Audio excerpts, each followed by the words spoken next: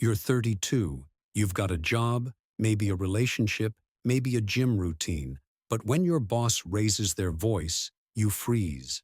When someone loves you too much, you pull away.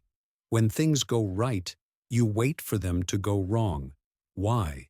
Because emotionally, you're still 9 years old, bracing for your parents' moods like landmines. And here's the part no therapist says out loud. They didn't just mess you up. They trained you to mess yourself up. Everyone talks about abusive parents. But what about the good ones? The ones who gave you food, shelter, and a psychological prison. They didn't hit you. They reshaped you. With every, "You're such a good boy." With every "Don't cry," "You're stronger than that." They carved out the real you until only their version remained. You didn't grow up. You were reprogrammed. And you're still running that code. Comment "programmed" if this is hitting too close to home. Carl Jung called it the sins of the father, but it was your mother too. Their wounds became your foundation. Your mom turned you into her emotional husband. She told you things you had no business hearing. She leaned on you when she should have protected you. And now, when a woman needs you, you don't know how to say no, because deep down, you still think it's your job to fix her. Your dad? Maybe he wasn't violent. Maybe he was a provider, but he was cold, critical, or worse, absent. So you built an entire life trying to earn the love he never gave. Now you're addicted to performance, terrified of rest, allergic to softness. You've built success on top of a wound, and every time you slow down, the pain leaks through. You keep choosing partners who feel familiar. Why?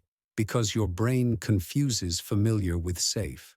Your girlfriend reminds you of your mom, emotionally erratic, draining, but impossible to leave. Your boyfriend reminds you of your dad, distant, demanding, but addictive. This isn't love. This is repetition compulsion. Your unconscious is trying to fix what broke you.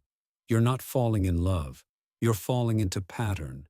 And that means you're not even living your own life. You're still trying to win your parents' love, in adult bodies, with adult consequences. But here's the part that will destroy you, and it's coming up next. Here's what they never told you. Your parents rejected parts of themselves and then rejected those same parts in you. They hated their own sensitivity, so they mocked yours. They feared failure, so they obsessed over your potential. You became the battleground for everything they couldn't face in themselves. And now you're the one bleeding from wounds that didn't start with you. Drop a skull if you've ever felt like your parents' emotional support system. You've been told to forgive, to move on, to be the bigger person. But you can't forgive what you haven't named. And you can't name what you keep minimizing. They didn't just make mistakes. They embedded shame in your wiring. They smiled while they did it. And you said, "Thank you. You're not healing. You're suppressing." And the price you're paying? It's bigger than you think. Every time you shrink to keep the peace, every time you say yes when your body screams no, every time you overachieve and still feel like a fraud, that's not maturity. That's survival mode. That's the ghost of your upbringing running your nervous system. You're not choosing. You're reacting. You're still that child, trying to earn peace through obedience. You're not free. You're loyal to people who haven't earned it.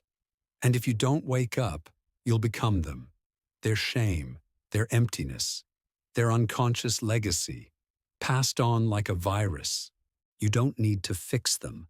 You need to mourn them. Mourn the parents you wanted but never got. Mourn the childhood that looked fine on Instagram but felt like war behind closed doors.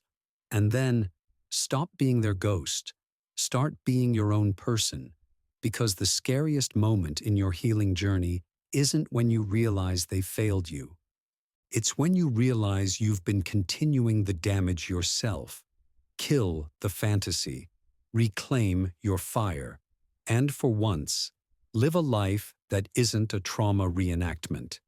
If this shattered something in you, don't keep it to yourself. Share this with someone who needs to stop being their parent's ghost, someone who's still bleeding from wounds they were never allowed to name. It's time to stop the inheritance.